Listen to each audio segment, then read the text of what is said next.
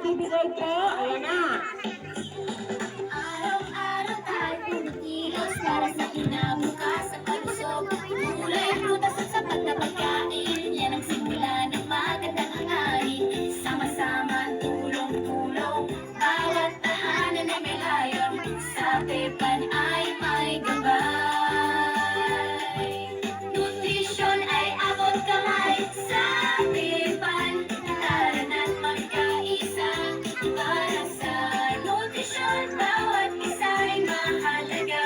Sapat na pagkain para sa kinabukasan. Bayan ay angat kung lahat ay malusog at masigla.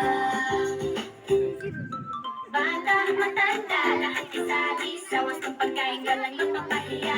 Pamilya'y susi sa tamang nutrisyon, kasama ang barangay sa solusyon. Sama-sama